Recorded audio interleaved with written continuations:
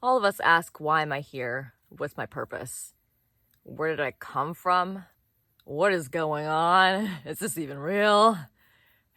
Are we stuck in a illusion or a simulation?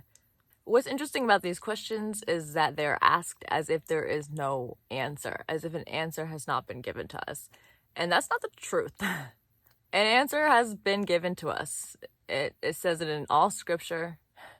Krishna, God, he created us in his image, and he wanted us to have independence. But we misused that independence. We are all parts and parcels of the Supreme Lord, of Krishna. We are all a spiritual spark, an individual spirit soul. So as a result of the misuse of our independence, we fall into material nature. We fall into the material conception of life. In other words, we fall into the illusion that we are a body. When an individual spirit soul comes into contact with material energy, our innate love for God is turned into lust, or disguised as lust. This means that we are always trying to satisfy ourselves. If we don't know God, we're always trying to satisfy ourselves based on pleasing our senses. We seek happiness and fulfillment through things that make us feel good. And most of us are working and going through life feeling content and experiencing moments of happiness and confusing that with happiness. When one is separated, when one falls into illusion or is deluded by material existence, we can only go through this world on material happiness for so long until something happens where suddenly we question everything. One of the first steps to surrendering is to inquire about our real position. It's to not just ask, why am I here? It is to have to take the journey within and to experience the true inner knowing of why you're here. Material happiness works until our lust goes unsatisfied, until we don't get that job promotion, or until we experience heartbreak. If you just bought a new home and it was destroyed by some form of natural disaster, these things, these material things that seem to feel so good, they can be taken away. You're not in control.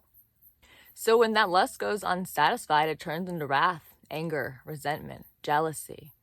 Those lower emotions, those negative emotions, they then turn into illusory energy.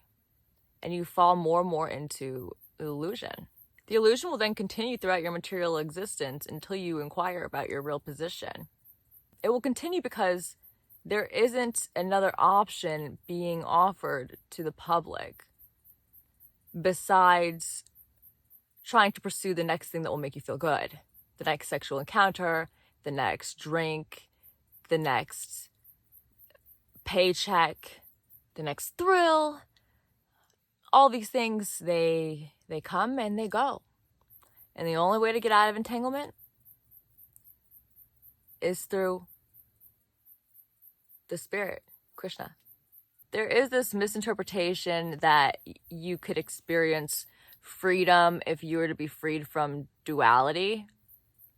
This is silly. Being freed from duality, being freed from the illusion of desire and hate, that's an experience. It's not something that can be a goal. It's something that is gifted when you earn it. And you can earn it by following devotional principles, by having a daily ritual, engagement with your personal God, sacrifice. There is no other way.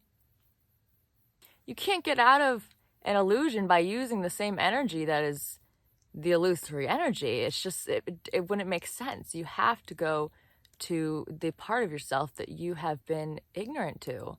And that's the spiritual aspect, the real self, the eternal part of you. The material body is affected by birth, death, old age, disease. That's just how it is. However, our soul is eternal.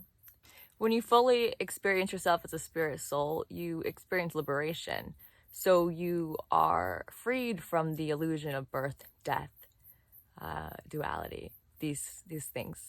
And they come naturally. They come by your amount of love and devotion. This being able to obtain these levels of enlightenment, this understanding, these realizations, it's not about how much you memorize, how much you learn, how much you meditate. It's about how much love you put into it. So the goal of human life is to remember our love for God, to find love for him here, to come into union with him, so that way we can go back home. So that way we can go back to Godhead and escape the cycle of birth and death. In the material world, if you do not know yourself as a spirit soul, if you do not know that you are eternal, you don't have that full faith, then you experience fear of death. You experience suffering here. When we become conditioned by the laws of material nature, we forget Krishna, we forget God. However, every single one of us remembers him. We all know him within us. It just has to be reawakened. And that's what's really beautiful. That's why every single person can awaken to God. That's why every single person can become Krishna conscious, God conscious, or Christ conscious. So, this human form of life is a gift for us to be able to go through the process of remembering our love for Krishna. The process is beautiful. It's the most beautiful thing a human being could possibly experience. It is the goal of human life.